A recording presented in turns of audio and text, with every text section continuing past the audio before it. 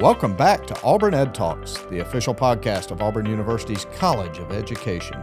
Recorded in the Pratt Family Media Production Room in the College of Education building, this podcast spotlights the people, ideas, and innovations shaping the future of education and beyond. As another fall semester begins, thousands of Auburn students are preparing for new classes, new opportunities, and new goals. Whether you're a first-year student walking into your first college class or a senior preparing for graduation, one of the best resources you have is your academic advisor. Today, we're joined by two outstanding leaders from the College of Education's Academic Advising Office who help guide students every day towards success. They're here to share practical advice, common mistakes to avoid, and tips for making the most of the semester ahead. So let's get to talking.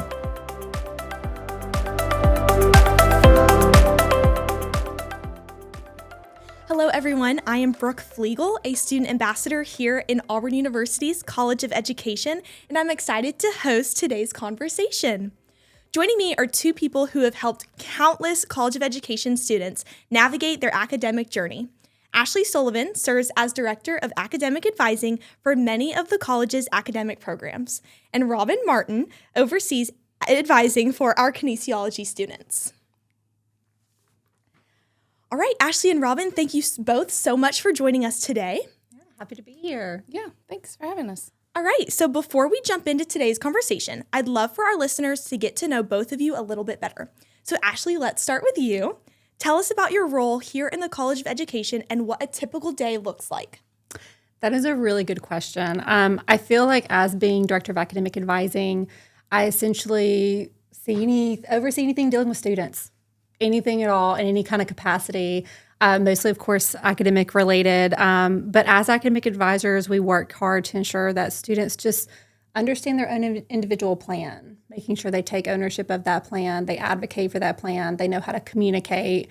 I feel my philosophy, I guess, for advising is teaching. And so I think that's really important for students to understand is this is your pathway, not my journey, but your journey. But essentially, we want them to understand what degree they're getting, how they're going to get to that degree. It includes curriculum pathways, understanding the bulletin, resources available, program rules for teacher ed majors, understanding the State Department rules for our teacher ed majors, and certification routes, and basically, again, just taking that ownership. Yeah, that's awesome. I've loved getting to work in the office with y'all, but there's a lot more that goes into advising than you would think. So that's great. All right, Robin, your advising focus is kinesiology, one of our college's fastest growing programs. Tell us a little bit about your role and the students that you work with. Yeah, so in kinesiology, we have a team of advisors that work very closely together. Working with our students, we have two undergraduate majors, exercise science and exercise performance and health optimization. Exercise science covers our pre-health majors. So all of those students are preparing to apply to some kind of graduate professional program in the health field typically. Majority of those are physical therapy, and we have a new physical therapy program within kinesiology. Some of those are looking at more medical school, DO, MD, chiropractic, physical PA, those kinds of programs. So they're able to kind of take that major and tailor it toward whatever program they're preparing for.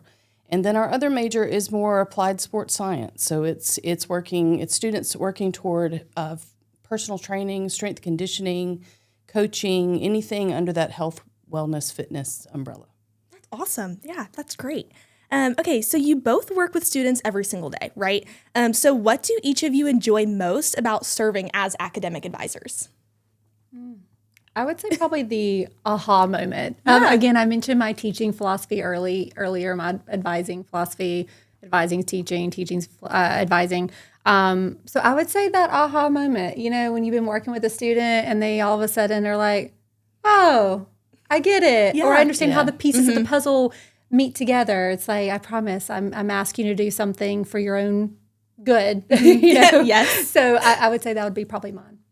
Yeah, I think for me, it's kind of same thing, the aha moment, but kind of having that front seat to their launch, Students coming from all different backgrounds and means, and being able to come in and take advantage of the opportunities that are afforded to them here at Auburn, and just seeing that maturity develop and being able to kind of take ownership within their own education and their path. And sometimes they know exactly what it is they want to do, and sometimes it's a little bit more of a zigzag to get to that path. So it's really rewarding to kind of just be here and be on that front row to see that happen for students. I'm sure that's awesome. Okay, so going off of that, as the fall semester gets underway, there's a mix of excitement, maybe a little anxiety for students. So whether someone is brand new to Auburn or returning for another semester, what's your biggest piece of advice for like getting off to a strong start? I would say starting off first, and Rob and I were actually talking about this before the podcast, getting to know your faculty, getting to know your instructors. I know that is sometimes very difficult, and there have been great tools and resources out there for students of like how to do that, how to go about that. But your faculty instructors, they want you to succeed. They want you to do well. And so I think it's just very important to start off the floor, off the ground, having that positive relationship. Also, always joke with students, but they may write a recommendation letter for you one day, you know, like they may be the ones who like help you get a job or, whatever it may be. But again, having that mentorship guide. I would also say read your syllabus or your syllabi. Treat it like a contract, I guess you can say. Understand it, ask questions if you don't understand it, and have a calendar. That is something in my UNIV class that I teach. That's something we do day one with first semester freshmen is, hey, if you don't have a calendar, I'll get you one. We'll print out copies, use your phone, electronic, whatever. But go ahead and spend like an hour or two, write everything in it, like social activities to quizzes, tests, everything. That would probably be my start advice. Definitely get that planner and first day, first week of classes, go through that syllabus, fill everything in the plan. Plan for if you're in online classes, make sure you're planning for the times to focus on those, and really kind of pour through that syllabus and make sure you understand all the ins and outs of that.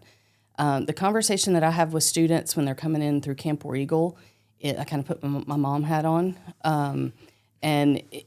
they're never going to have this level of resources and opportunities available to them. And we really encourage them, get outside your comfort zone. Go and ask to get involved in research labs and work with faculty and get out into the community and participate, engage, join clubs and organizations, but really take advantage of the opportunities. We kind of have the conversation of, no, it's not high school anymore. Nobody's going to make you do anything. It's up to you now to take advantage of all of these opportunities and participate. And really kind of, you've got a short period of time to get as much as you can in a short number of years to get ready for that next step. Yeah, I mean, I totally agree. Just being a student myself, like you're only here for 4 years. And so it's like, do all that you can, stay organized. Me and my calendar, man, I would not live without it. It is my saving grace. Yeah. But so we know that you've both worked with students long enough to know the challenges that they often face. I know we kind of just talked about that. But kind of what are some of the biggest mistakes that students tend to make during those first few weeks of the semester, and how could they avoid them so it doesn't even happen? I'll start on this one. Go to class.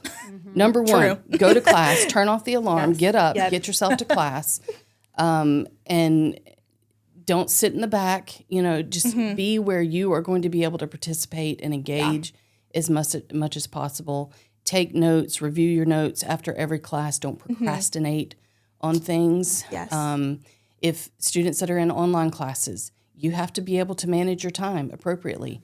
So don't wait until the last of the window of the test proctoring time.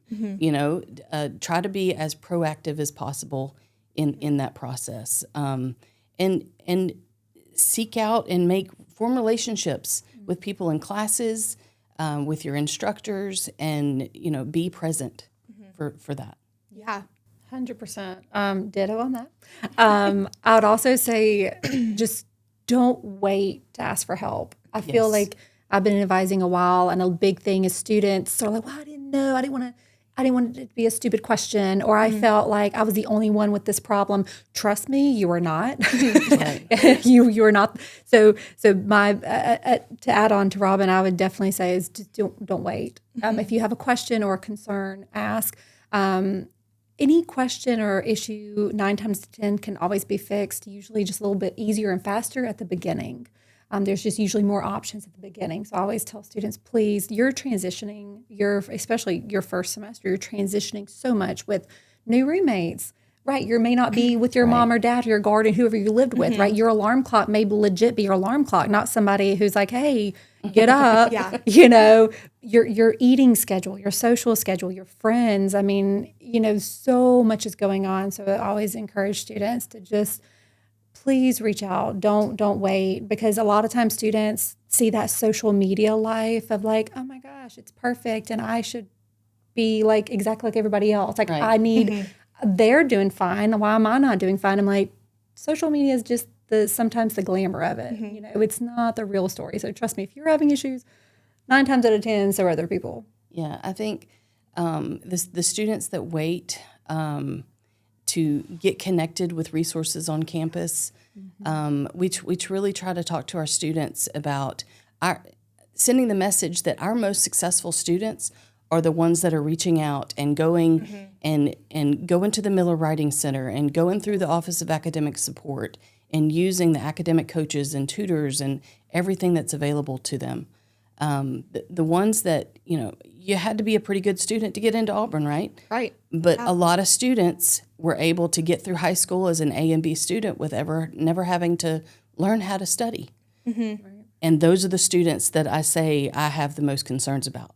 So they've got to start week 1 making those connections through academic support and having kind of that accountability of staying on track with resources. Yeah, that's great. I know. I mean, we've, all in Camp Regal, we'll tell our students all the time, like, you have to learn to advocate for yourself. Right.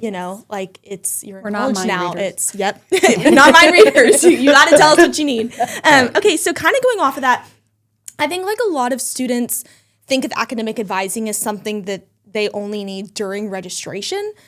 So how can students really maximize their relationship with their academic advisor throughout the year, not just during registration or when they need classes? Yeah, so we require mandatory advising. And every time I say that, I feel like it sounds harsh, but I promise it is a good thing. We ask that students meet with us at least one time in the fall and one time in the spring for 30 minutes, but we want students to feel free to come meet with us anytime. Anytime that they feel like they have questions, come chat with us, schedule an appointment, whatever it may be, email us, reach out. But essentially, during these appointments, we just want you to be as open and honest as possible about what are your career goals, what are your aspirations, what do you really see yourself doing, what issues are you having, what resources may we need to use that you may just not know. Trust me, there's a resource for everything. But, being honest, I think sometimes we joke about the doctor office effect. Sometimes they come in for advising and they're just like, I'm good, everything's great. And I'm like, is it? It's not about just coming in to get your classes for the next semester. So it is not. You've got to have that ongoing conversation. We tell students, your advisor is your compass. We're here to point you in the right direction. Yeah. But we've got to kind of know what your interests are and what your goals are. We have electives within kinesiology that we could, if we know kind of what your interests are, we might push you toward one elective over another one because it might give you some additional certification options or, the ability to get connected with student employment while they're in school. So having those conversations are really important, and it should be a team approach. That advising student advisor relationship. And then in kinesiology, we have a daily drop-in Zoom for students. So any questions they have outside their regular advising appointments, we want them to join Zoom and talk to us, and we can help them kind of solve those problems quickly. Yeah, that's great. I mean, that just kind of goes back to what y'all were saying earlier is, connections. You have to, you have to advocate for yourself. You have to tell people what you need and get to know people so they can help you. And we also kind of talked about resources. We touched on that. So I know that there are so many resources available on campus, but students don't always know how they can get them or, about them really until they need those resources. So what are some of the resources that you think every College of Education student should know about? Office of Academic Support, number one. Okay. They have academic coaches, they have tutors, they have supplemental instruction, or SI, as students will refer to them. And if your class offers SI, there's a reason for it, and you should participate. And then they have a new accountability groups for students that are focused on certain courses and just kind of need that extra support and helping, stay accountable and helping others stay accountable in their study. But using those resources, Miller Writing Center, Veterans Resource Center, if it's someone under veterans benefits. I mean, there's just so many. The list goes on. The counseling services, amazing. Right. We have a career strategist that's housed in Absolutely. in both of our buildings, and she is a huge asset. So thinking about students who are really unsure about their career pathway, and not understanding what all they can do with their career. Sometimes people think, oh, I'm going to teacher education, like I'm going to be a teacher. And that's wonderful, and we hope that that's what you do. But we also want you to have ownership of like, hey, there's other things you can also do with that degree. Let's say you try teaching for a while, and then you're like, I want to explore something else. Your degree can open up so many doors and any facet, even rehab and disability studies. Maybe you wanted to be an OT and then decided maybe I want to do something else in the health field. So meeting with our career strategist, she can really open those conversations, but also assist with resumes and cover letters and all that kind of stuff as well. And I think on both sides of the college, we all have programming that we put in place for students, and we're not just coming up with fun things to do. We're planning these events because students need to develop these skills. Yeah. So we're doing workshops to help students write and revise their resume, work on their personal statements, cover letters, interviewing skills. We do mock interviews so students can come through and practice doing interviews. You don't want to have your freeze moment when you're in that interview. So come and have a safe space to practice.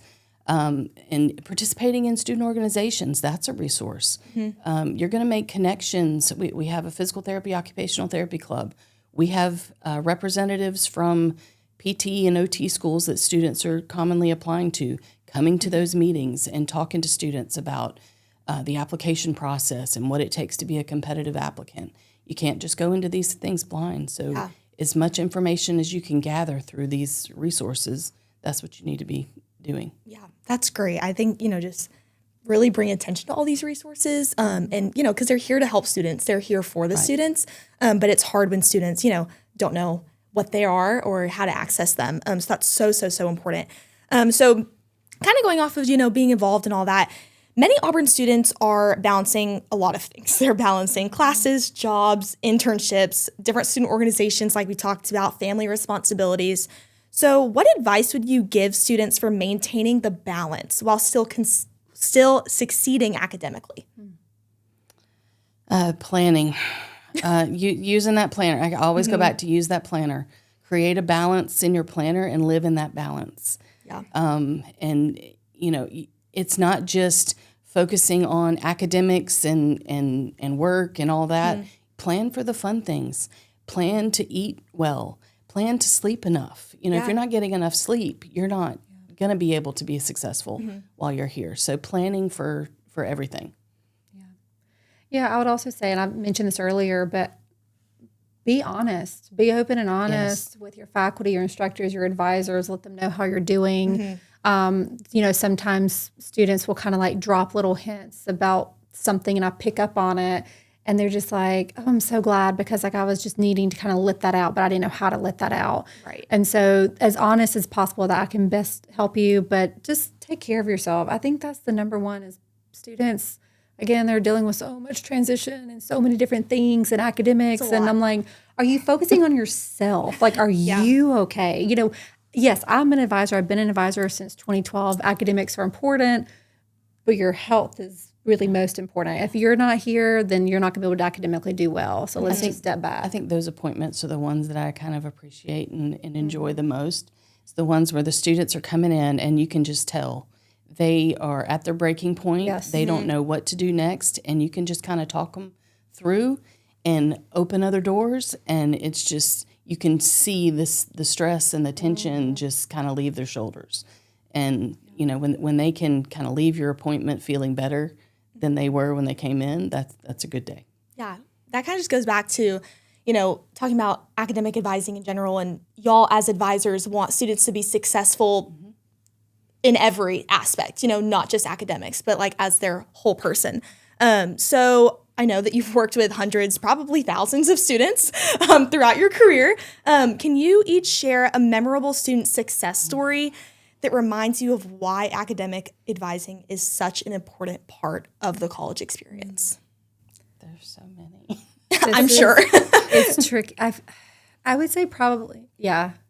I would say probably my most memorable would be I had a student who was a first generation, you know, was basically you don't have anybody else in your family who's come to college in the immediate family. So she was a first gen student and just not really sure what she wanted to do, how she wanted to do it. She, you know, there was a lot of mental health things that she was battling as well. But we just met as much as she wanted anytime, as multiple times, and she ended up graduating with honors. And I just remember like That's great. that email of like, I did it. And it, you know, you just start like tearing up because you feel like, oh, you know, but it was very inspiring seeing somebody who had a lot kind of going against her, and she just prevailed and pushed through and used her resources and actually you know, came and chat, even if we had nothing to chat about, she just came and talked. And I think just that would probably be my most memorable. It was a very, very proud moment. That's so sweet. Yeah. I actually just had a former student come back and visit me the other day, and I love reconnecting with them. And this student came from a background where there was struggle for sure, and had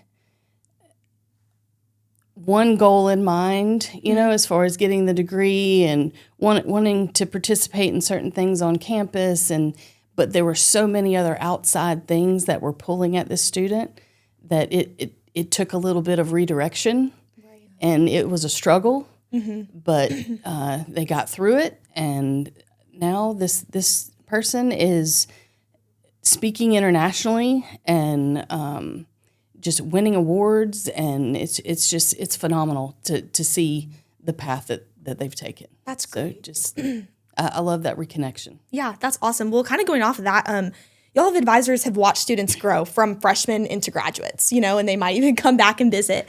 So are there certain qualities that you consistently see in those who are most successor? You have to have a level of grit. Just to be able to kind of take some criticism, or we expect students to fail and make mistakes, but being able to fail forward is a big piece. And we learn, I think sometimes we learn more from our mistakes.